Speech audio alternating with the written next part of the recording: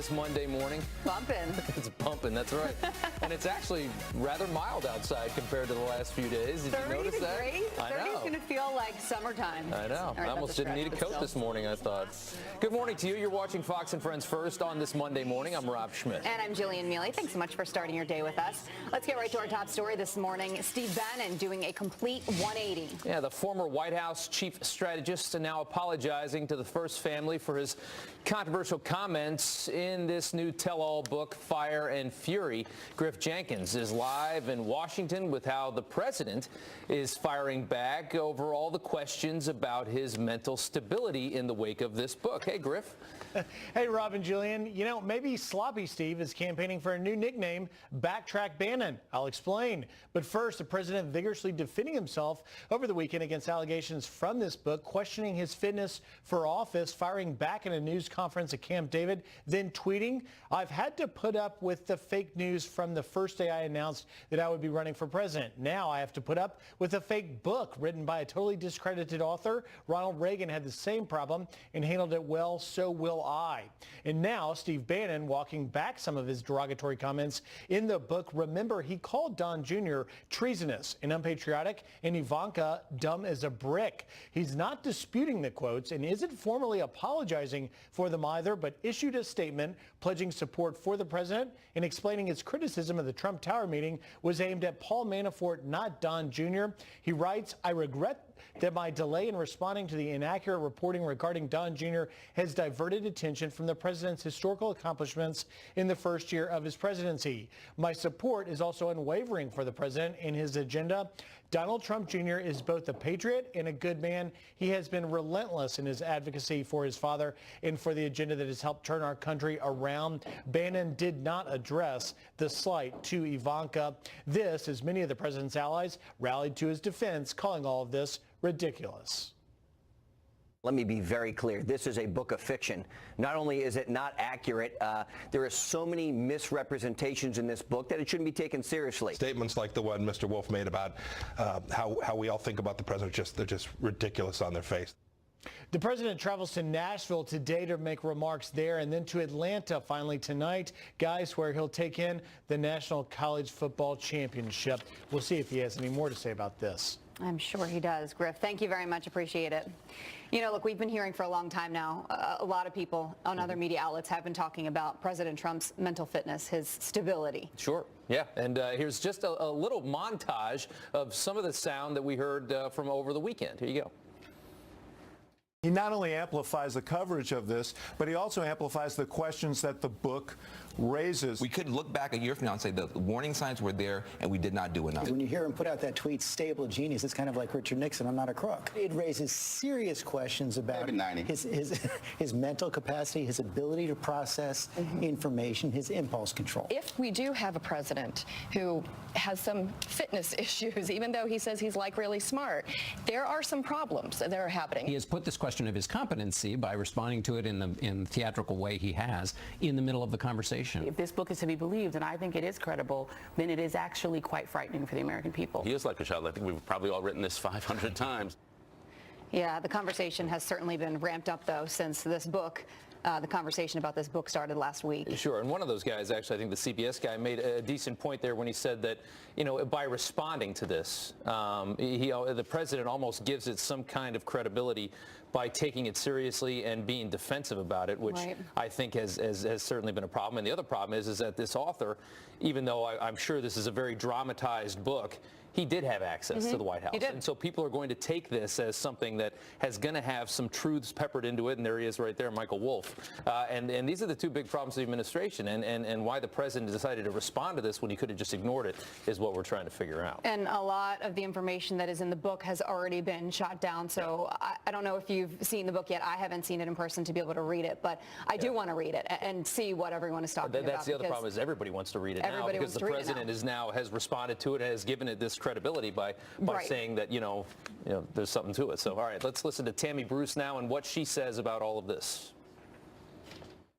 it's ironic. They're speaking of the president's mental health, allegedly, and it's based in their own hysteria. Our republic is based on the ability to have a dialogue, to have debate, to have even fights and all of that. I mean, politics is the fight for power. This kind of accusation is meant to stop the conversation. It is like calling someone a racist or sexist or a homophobe, but now it goes down to the personal condemnation about someone's mental fitness. Now, they also think that there could be a good avenue for this, to use this when it comes to something like impeachment. But like everything the Democrats have done over the last generation, it's a bad idea and it will fail. And the American people, I don't think, like it very much. And it seems that well, right, and the American people, I think, like the fact that the stock market is doing so well, that jobs are being created, and we're not talking about the economy as much as we should be. Yeah, he doesn't get a lot of credit for the things that he does. He gets slammed for some of the things like this. So we shall see where this all leads to. Yes, and, we shall. We'll just follow the news. So Hollywood's biggest stars came together for the 75th annual Golden Globes last night in solidarity against sexual harassment. Yeah, some also using the platform to take shots at the White House, as you might expect. Carly Shimkus with Fox News Headlines 24/7 is here with the moments that everybody is talking about from last night. Hey, Carly. Hey, good morning, guys. Well, it was one of the biggest news stories of 2017, and host Seth Meyers wasted no time bringing up sexual harassment and sexual misconduct controversies rocking Hollywood. Take a listen. It's 2018, marijuana is finally allowed, and sexual harassment finally isn't.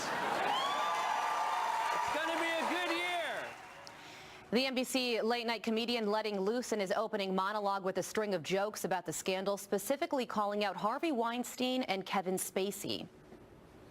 Harvey Weinstein isn't here tonight because, well, I've heard rumors that he's crazy and difficult to work with. But don't worry, he'll be back in 20 years when he becomes the first person ever booed during the In Memoriam. I was happy to hear they're going to do another season of House of Cards. Is Christopher Plummer available for that too? I hope he can do a Southern accent, because Kevin Spacey sure couldn't. Well, celebrities also joining the conversation without words. On the heels of the Me Too movement, many dressed in black meant to declare time's up on a culture of silence. Oprah Winfrey won the Cecil B. DeMille Lifetime Achievement Award using her speech about women fighting to be heard. At this moment, there are some little girls watching as I become the first black woman to be given this same award. I want all the girls watching here and now to know that a new day is on the horizon. Well, Winfrey's fans praising the speech, calling for her to run for president. NBC even joining the 2020 push on Twitter, tweeting, "Nothing but respect for our future president." Now, as for what the show was really about, the awards, of course, the big winners of the night, HBO's Big Little Lies for TV limited series. Nicole Kidman also winning Best Actress for her role on the show. A Best Actress in a TV series going to Elizabeth Moss for The Handmaid's Tale. And Sterling K. Brown winning Best Actor in a TV series for his role on This Is Us. The big screens, 3 billboards outside Ebbing, Missouri, winning multiple honors, including Best Motion Picture for a drama. Unfortunately, the greatest show of all time, though, in my opinion, Game of Thrones, walked away empty-handed. What? Wow. So sad. How is that possible? I think it was only up for one award, though, so they gave it to The Handmaid's Tale. All right. Was Seth Meyers funny? You know what? I personally thought that his opening monologue was pretty funny. Not as political as I thought it would be either. I never thought he was there you that go. funny. I never understood how he got that job or why he gets these gigs, but, you know, I guess. Yeah, no, he watch did it good back. last night. I laughed out loud at least once. Oh, okay. So it wasn't terrible. All right. That says something, Carly. Thanks Not so a much. stunning review, but not terrible. I laughed once. It was great. There you go. All right. 10 minutes after the hour, while Democrats slam President Trump's immigration policy, dozens of them voted for more border security just a few years ago, and this story goes back further than that. It is wrong and ultimately self-defeating for a nation of immigrants to permit the kind of abuse of our immigration laws we have seen in recent years. Illegal immigration, it used to be a bipartisan issue, so why are Democrats suddenly so against protecting our borders? Our next guest is a legal immigrant who says it all proves that the Dems are only playing politics. Plus, Disney under fire for... Good morning and welcome back. Democrats responding to President Trump's hard line on immigration by refusing to back the border wall. But the left was on board when it was President Bill Clinton's idea. That's why our administration has moved aggressively to secure our borders more, by hiring a record number of new border guards, by deporting twice as many criminal aliens as ever before. It is wrong and ultimately self-defeating for a nation of immigrants to permit the kind of abuse of our immigration laws we have seen in recent years, and we must do more to stop it. And even in 2013, the Democrats were on board with border security. So what has changed now? Joining us to discuss is the author of Green Card Warrior, Retaking America, Nick Adams. Nick, thank you for joining us this morning. I appreciate your time. You came here to this country legally. Can you, before we get started on this, just share a little bit of your story? Jeanine, it's great to be with you. Look, I wanted to become an American for as long as I can remember. I wanted to do it the right way. And when you try and come to America the right way, it's very difficult. It costs a lot of money and it takes a lot of time. And for 4.5 years, I very patiently waited in line. I did everything right. I dotted my I's, I crossed my T's, and finally I came to the United States of America. So as somebody that did things the right way, it's extraordinarily frustrating for me to see people doing it the wrong way rewarded. So do you agree then with President Trump's views on tightening border security and why we need it? Without a doubt, Gillian, look, it's really important that we enforce the laws that we have on the books. It's really important that our borders are secure, because if we don't have borders, if we don't enforce our laws, we don't have a country. And I completely agree with the President on this. There's nothing anti-immigrant. There's nothing hard line about his stance. We know that the Democrats back in the 1990s were on the same page, and even more recently in 2013. This is really about the President more so than the immigration policy. They're prepared to absolutely attack and reject anything that he proposes. Well, right, and you mentioned 2013. In that year, there were 39 current Senate Democrats who voted yes to border security. I mean, that's a lot of them, and I'm not sure if it's a confusion in the Democratic Party as to them not knowing exactly what they want, because if you look at all those faces on the screen, you look at what they voted for back then. It was double length of a new border fence with Mexico, to end the diversity visa lottery program, to spend $40 billion on border security, in addition to many other things. So is it that they don't want border security, or they just don't want the wall because President Trump wants the wall? Look, there are a lot of different factors, Gillian. It's fair to say that the cultural winds have changed, that the Democratic Party has changed. You know, things are going more and more leftward. We see that. But I think a lot of it has to do with the fact that President Trump is the president. They don't like him. They're prepared to diminish him as much as they possibly can. And we see this. I mean, you know, in 2006, President Obama was on C-SPAN talking about the importance of securing borders and proposing the very things that the President's proposing now. So this is really a conglomerate of things, but at the end of the day, I think that this is all about undermining President Trump because he's the left's worst nightmare. Nick Adams, thank you for sharing your story, and thank you for joining us this morning. Pleasure, Gillian. Rob. All right, good stuff. 18 minutes after the hour, did CNN try to silence a senior White House advisor? You're being obsequious. You're being a factotum in order to please him, okay? No. And I think I've wasted enough of my viewers' time. You know who I care about? This was a fun little exchange we saw yesterday. More from that and how the president is reacting this morning. And after months of scandals, Hollywood gets together to try and save face at the Golden Globes. It's 2018, marijuana is finally allowed, and sexual harassment finally isn't. It's gonna be a good year. Our next guest says that last night's show was more like a funeral. Comedian Chad Prather joins us live, coming up next. I want to thank everyone who broke their silence this year and spoke up about abuse and harassment. You are so brave. Time is up. We see you, we hear you, and we will tell your stories. The Hollywood elite coming together to call out some of their own sexual harassment, headlining last night's Golden Globes. But even with the elephant in the room, celebrities couldn't hold back on the attacks against the Trump administration as we expected. So what did viewers think of this politically charged award show? Here to react is comedian Chad Prather. Chad, what did you think? Oh, you remember when award shows were about the winners? It's not about that anymore. I think at this point, this politicizing of award shows in Hollywood, it's about as effective as Barack Obama giving a keynote speech at the NRA convention. It's like the band playing while the Titanic goes down. It's a circular firing squad. It's pretty fitting they wore, they wore black to this thing. It's almost like they're going to their own wake. It's really a crazy, crazy deal out there. In fact, I think people should be, in Hollywood, they need to be thankful for these, low unemployment numbers so guys like Seth Meyers can still get work. Look, I mean, celebrities, actors and actresses, they have a platform, right? I, as a woman, am happy to see people finally speaking out against things like sexual harassment. But seeing that, sea of black gowns last night, it made me wonder, why didn't you do this a long time ago? Why wait until now? Well, you're exactly right.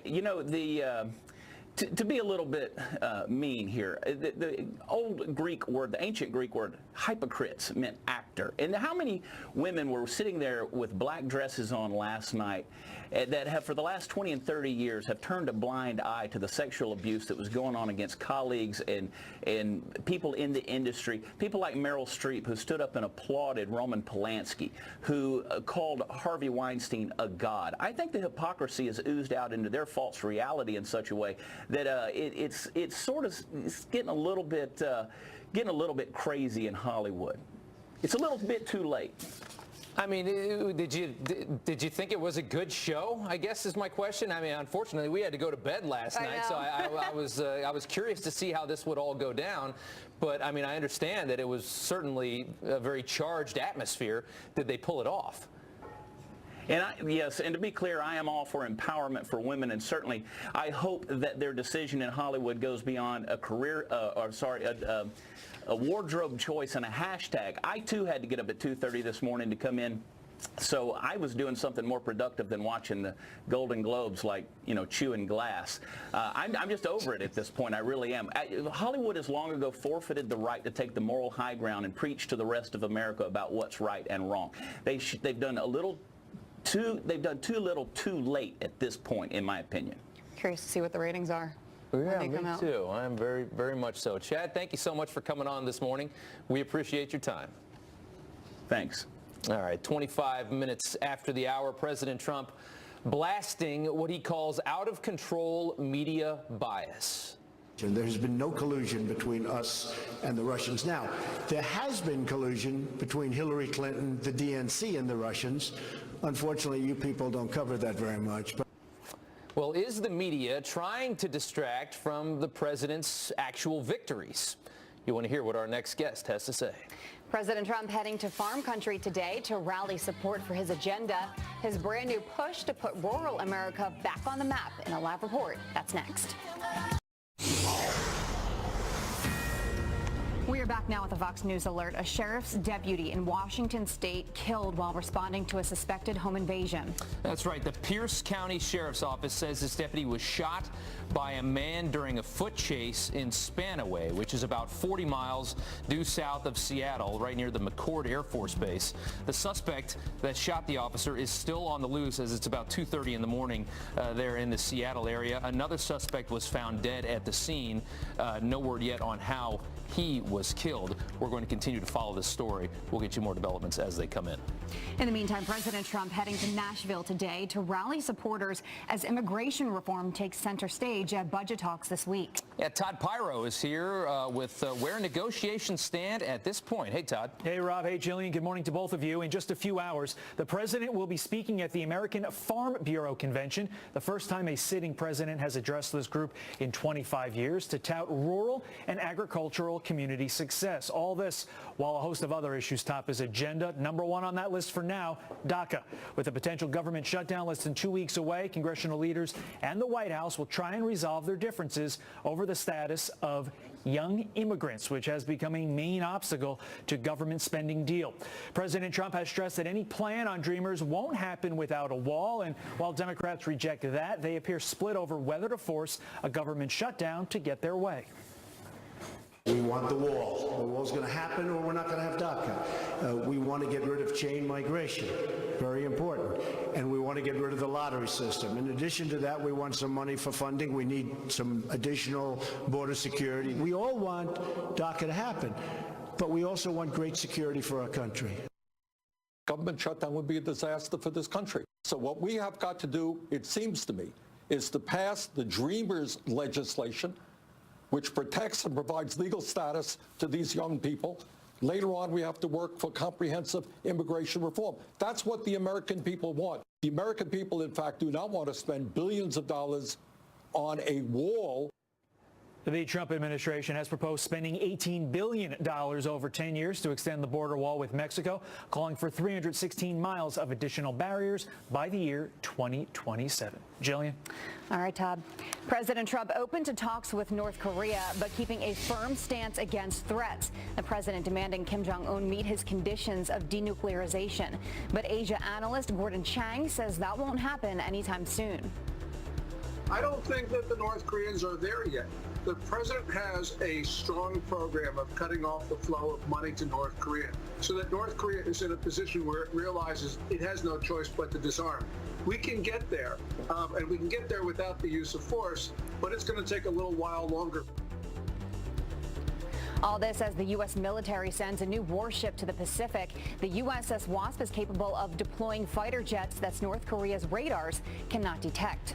Steve Bannon doing a complete 180. The former White House chief strategist now apologizing to the First Family for his comments in the tell-all book Fire and Fury, where he called Donald Trump Jr.'s meeting with a Russian lawyer treasonous. Bannon telling Fox News, quote, Donald Trump Jr. is both a patriot and a good man. He has been relentless in his advocacy for his father and the agenda that has helped turn our country around. And my support is also unwavering for the president and his agenda. Bannon claims his comments were aimed at Paul Manafort, who is facing conspiracy against the United States charges unrelated to the campaign. White House senior policy advisor Stephen Miller also defending the president against comments made in Fire and Fury. He got into a very heated exchange with Jake Tapper, the CNN host, eventually cutting him off. A self-made billionaire who revolutionized reality TV and who has changed the course of our politics. He's watching and he's happy that you said that. But Jake, you can be condescending. I'm not being condescending. I'm trying to get to the point that Steve Bannon. You can be condescending. That was a snide remark. Stephen, you're not going to give 3 minutes for the American people to hear the real experience of Donald Trump. There's one viewer that you care about right now, and you're being obsequious. You're being a factotum in order to please him. Okay. No. And I think I've wasted enough of my viewers' time. You know who I care about? There are reports after that exchange. Miller was escorted off the set by CNN security. And it turns out the president was watching, tweeting, quote, Jake Tapper, a fake news CNN, just got destroyed in his interview with Stephen Miller of the Trump administration. Watch the hatred and unfairness of this CNN flunky. Well, Brian Ross heading back to ABC today, but with a different job, following this botched report about President Trump and Michael Flynn. He's prepared to testify that President Trump, as a candidate, Donald Trump, directed him to make contact with the Russians, which contradicts all that Donald Trump has said at this point. Ross is starting a new gig with ABC's outside production house, Lincoln Square Productions. It is believed he will hold the same title as a chief investigative correspondent, but will be focusing on long-term projects. He was suspended for 4 weeks without pay. Rob. All right, Jillian, thanks so much. President Trump calling out the media for harping on the Russian collusion story without covering the active investigations into Hillary Clinton and her foundation. There has been no collusion between us and the Russians. Now, there has been collusion between Hillary Clinton, the DNC, and the Russians. Unfortunately, you people don't cover that very much. But So is this, the harping on the Russia collusion, is this a tactic to distract from the president's accomplishments? That's the question this morning, and here to debate that is the spokesperson for America First Policies, Katrina Pearson, and the CEO of All In Together, Lauren Leader-Chevet. Ladies, thanks so much for coming on this morning. Lauren, we want to start with you. It does seem to appear that there is less of an interest in the Hillary Clinton investigation than there is into the Russia investigation. Would you agree with that? Well, yeah, because there's nothing there, and it's been investigated for years and found to be baseless. I mean, I will say it was on the cover of the New York Times when the new supposed investigation started up in the last week, and so it's certainly not been ignored. But the reality is that this was investigated extensively last year and found to be baseless. And obviously, at a time where you've got the inner circle of the sitting president of the United States indicted on multiple different counts, including his national security advisor, his campaign chief, et cetera. I mean, obviously that's going to generate substantially more interest because it affects the sitting president. Right. And I think there's a lot of questions about whether or not the president has given pressure to the Department of Justice, and frankly, from coverage on this network, to pressure political folks at the DOJ to go after. But can I cut in real quick? I mean, now that we're seeing some of the issues we've seen within the FBI and within the Department of Justice, you're seeing some biases in these departments, and now they reopen these investigations. Just because these investigations haven't gone anywhere in the past, maybe doesn't necessarily mean that, you know, it's an all clear. At some point, you have to ask the question, when is it worth taxpayer dollar and expense to continue to prosecute something that has already been explored and found to be baseless? And I think the question that a lot of people are asking is whether or not this new investigation is actually politically driven. And there's, you know, the president had promised all throughout the campaign that he would go after Hillary Clinton if he was elected, and that they should lock her up regardless of whether or not there was any basis for that. So for a lot of folks, it's extremely concerning that then suddenly both the FBI and the DOJ are getting politicized. Listen, I think it's bad on both sides. It's not good for the country. Sure. The judiciary is meant to be independent. That is the hallmark of our democracy, and that should be true regardless of who's sitting in the White House. Yeah, let me go over to Katrina real quick. I mean, you have, Hillary Clinton is obviously not the president, so she's not going to be scrutinized as heavily as the president of the United States, and I agree with that. But you also have a situation where you had a candidate that was acid washing emails and destroying laptops and phones. The fact that there was never any charges there, I think, blew a lot of minds. Because there was well, not only did it blow minds. I mean, to answer your question, yes, this is absolutely a distraction from the president's accomplishments because A, there is no Russia collusion. Everyone knows this now, which is why the media is consistently pointing at fake news, like Brian Ross at CNN, or like Brian Ross at ABC, and CNN focusing on fake WikiLeaks reporting. But I will say that the reason why this investigation has come back up is because it wasn't thoroughly investigated. What we have found from the Russia collusion investigation is that the original Hillary Clinton email investigation was compromised by agents who were actually working for her during the presidential campaign. You have an individual like Peter Strzok who had to be removed from the Mueller investigation simply because of the text messages that were found.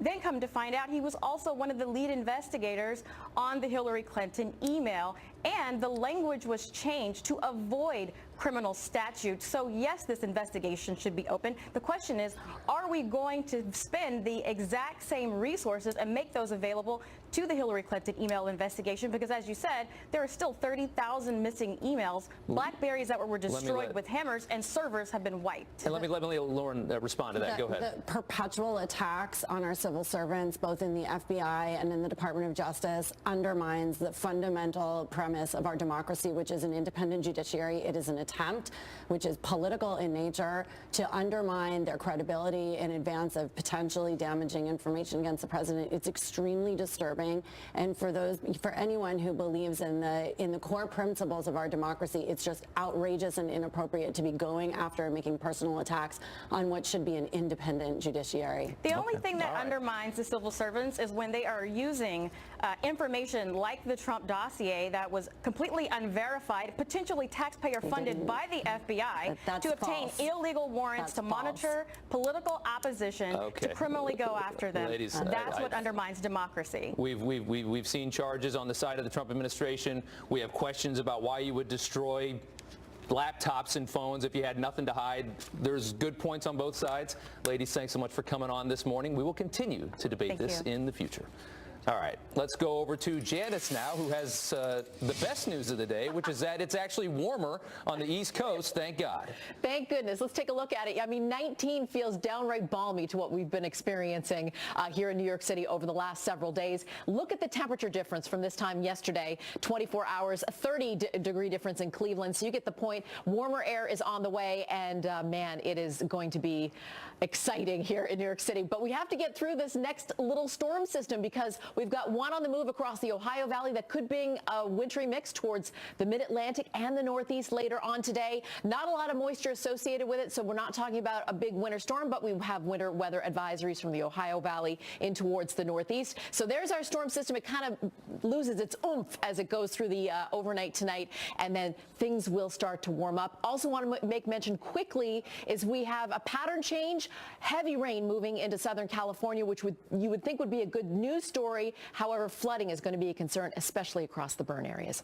Back to you. Okay. Take the 30s. Yes. Sounds very the 30s warm are going to be and balmy. Thanks, Janice. You got it. It is 41 minutes after the hour. Oprah, you will never be president. Now we just wait and see.